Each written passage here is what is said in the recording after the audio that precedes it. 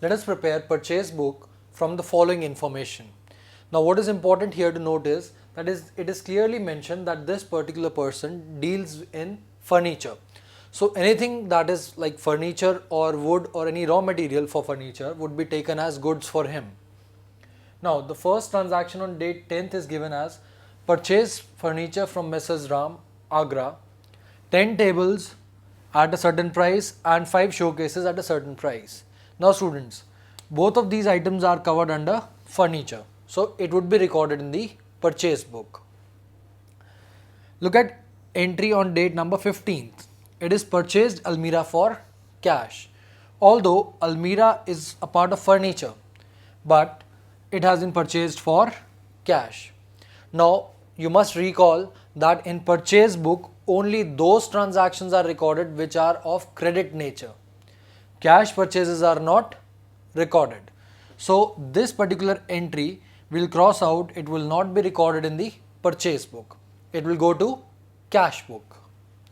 Coming to the last date, that is on 16th of January, purchased from Messrs. Anand and Sons, Delhi, 10 chairs and 5 revolving chairs. So both of these can be taken as part of furniture, so it will be recorded. Now let's see how they will be recorded. On 10th January, mention date here 10th January 2005, voucher number if it is given to you. In this case no voucher number is given, so leave it blank.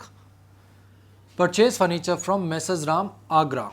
So write the name Messrs. Ram, comma, the place, that is Agra. 10 tables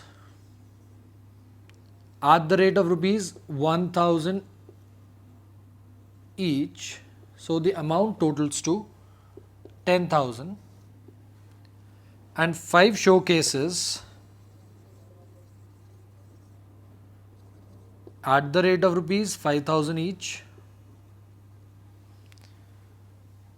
It totals to 25,000. Now students, there is a trade discount here. That means Messrs. Ram is allowing us a trade discount of 10%. And it is not mentioned on which of these amounts. So it will be assumed to be on the total amount. So the total purchases are 35,000 less trade discount 10%, 3,500. 10% of 35,000. Deduct it, the amount comes to 31,500.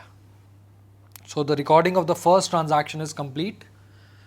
This particular purchase from Messrs. Ram, which was a credit purchase, has now been recorded in the purchase book. We had just discussed second entry is purchase of almirah for cash. Since goods have been purchased but they have been purchased for cash, it would not be recorded in the purchase book. Coming to the entry on 16th of January 2005.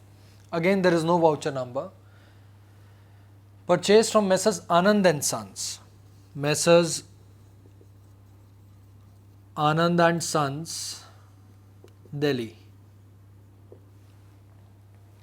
10 chairs at the rate of rupees 500 each. The amount comes to 5,000 for chairs.